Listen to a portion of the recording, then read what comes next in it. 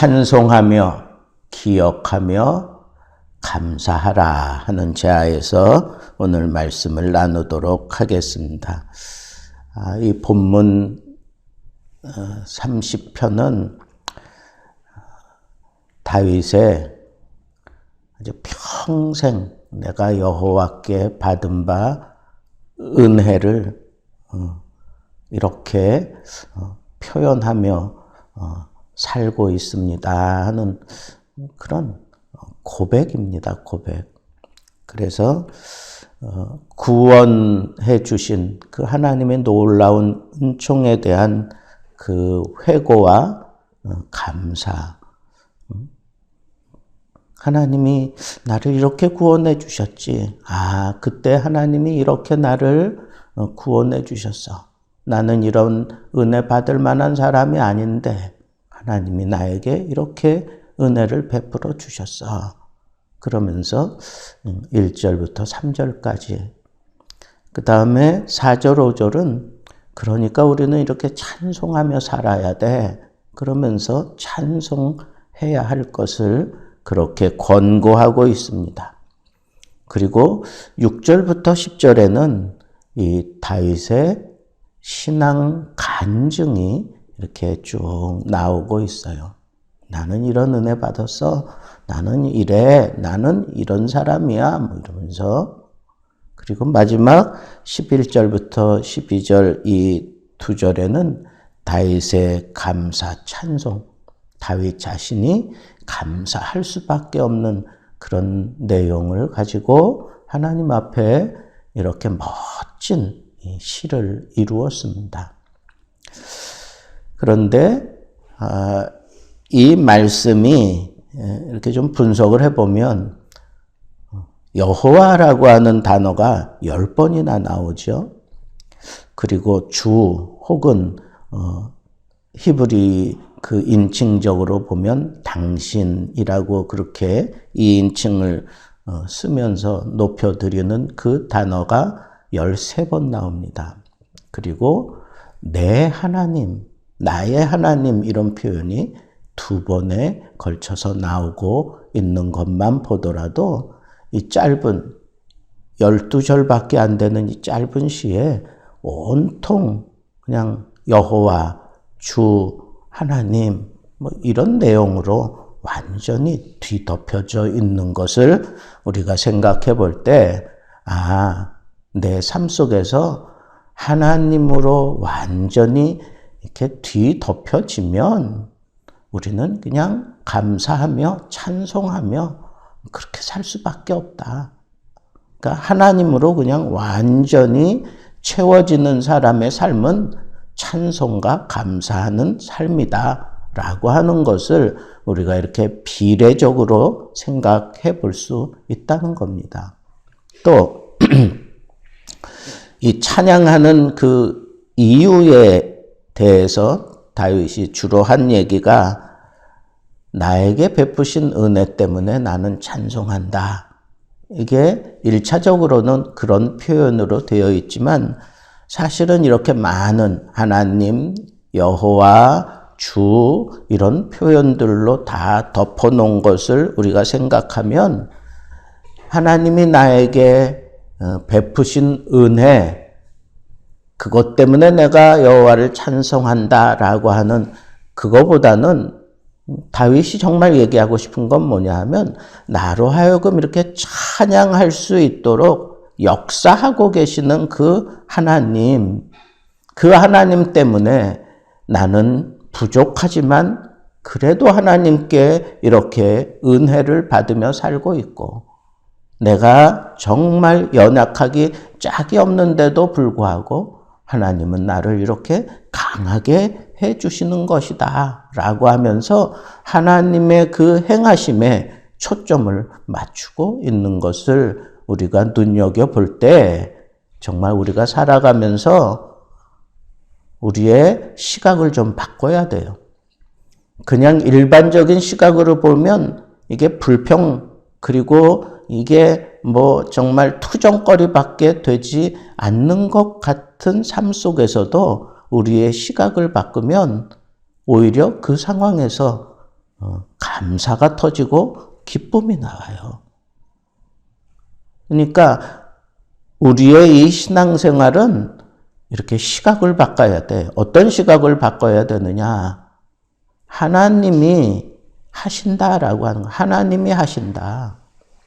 그러니까 우리에게 있는 이 모든 상황, 막 적군에게 쫓기는 것 같고 어떤 때는 내가 너무 연약한데 나를 아주 심각한 그런 시험 상황으로 막 몰고 가시는 것 같은 막 이런 상황들이 나에게 막 그냥 연출될지라도 우리의 시각을 바꾸면 돼요.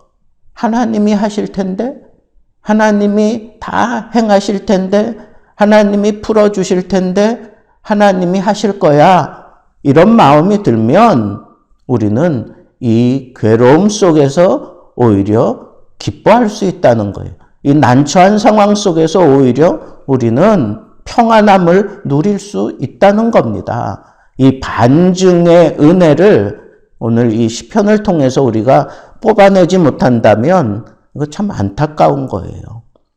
지금 다윗이 얘기하려고 하는 건 나에게 베푸신 은혜로 말미암아 내가 찬양하고 기억하고 감사한다. 이건 1차적인 차원이라니까 거기서 우리의 시각을 조금 바꾸면 하나님이 하셨어요. 하나님이 이렇게 하셨기 때문에 내가 이런 상황에서도 하나님께 기뻐할 수 있고 내가 이렇게 살아가는 거예요. 내 슬픔이 변하여 기쁨이 되게 하시는 하나님.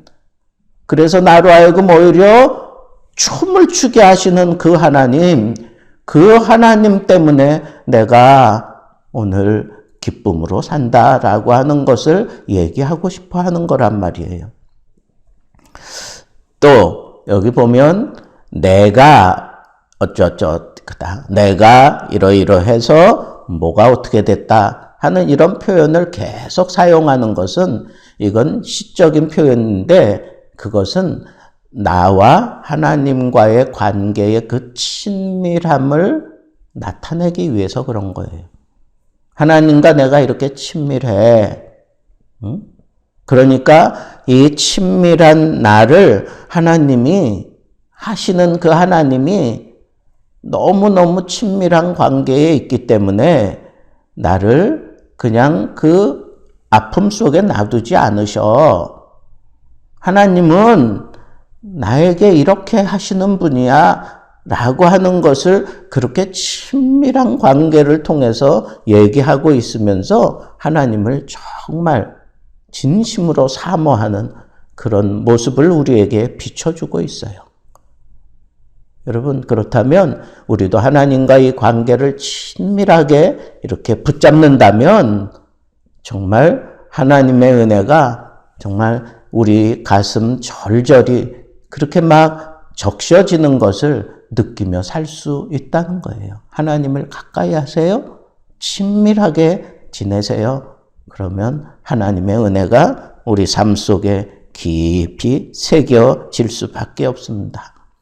그리고 오늘 보면 이 고백 속에서 이런 고난 당했어요. 이런 아픔이 있었어요. 이런 어려움이 있었어요. 그럼에도 불구하고 나는 흔들리지 않는 믿음을 가지고 있어요. 왜?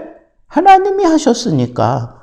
하나님이 여전히 내 하나님이니까. 하나님을 내가 지금 가까이에서 섬기고 있으니까 그런 고백을 해요. 우리의 흔들리지 않는 믿음 생활 하나님이 하셨어요. 고백하는 자에게.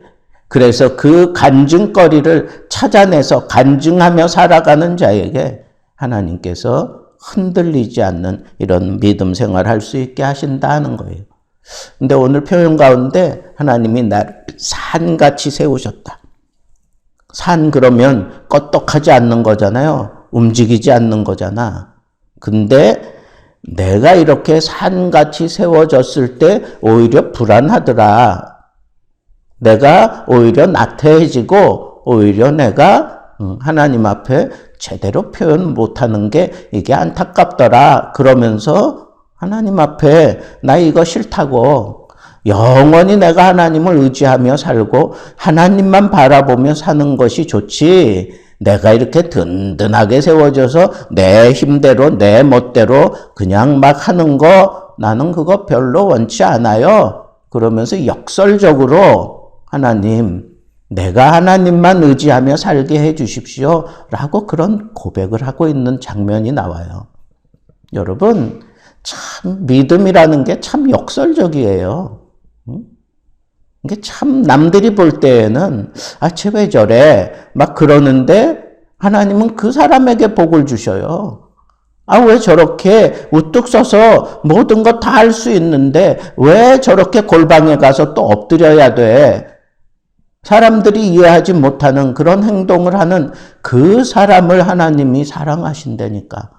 나의 힘은 오직 여호와세요. 나의 기쁨은 오직 여호와께 있습니다. 산같이 섰다고요? 우리의 삶이 그렇게 복을 받아서 세상 사람들에게 그렇게 비춰준다고 할 때 나태해지기 쉽고 무너지기 쉽고 교만하기 쉬우니까 오히려 더 하나님께 매달려야 돼. 잘 풀어질 때 더 하나님께 매달려야 돼. 하나님 나를 놓지 마세요. 하나님 나를 놓지 마세요. 나를 포기하지 마세요. 그런 표현을 하잖아요. 이게 신앙의 정수예요. 그래서 결국은 나는 하나님을 감사하며 찬송할 수밖에 없습니다 하는 그런 고백을 하고 있습니다. 자, 제가 지금 설명드린 것을 여러분 머릿속에 기억하면서 오늘 말씀을 우리 다시 한번 차근차근 들여다보겠습니다. 1절부터 봅시다. 내가 주를 높일 것은, 내가 주를 높여야 되는 이유가 있어요. 내 원수로 하여금 나로 말미암아 기뻐하지 못하게 하심이니이다. 나 때문에 원수가 기뻐하지 못하도록 하나님이 나를 그렇게 하셨다는 거예요. 2절에 내가 주께 부르짖었더니 나를 고치셨다. 3절에 수월에서 끌어내어 나를 살리셨기에 무덤으로 내려가지 아니하게 하셨나이다. 4절 여호와를 찬송하며 그의 거룩함을 기억하며 감사하라. 이게 우리의 신앙 고백이 되어야 돼요. 찬송하며 기억하며 감사하라. 이 삶이 여러분들의 삶이 되기를 바랍니다. 왜? 하나님의 그 노여워하심은 잠깐이고 그의 은총은 평생이기 때문에 우리가 이런 삶을 살아갈 수밖에 없다는 거예요.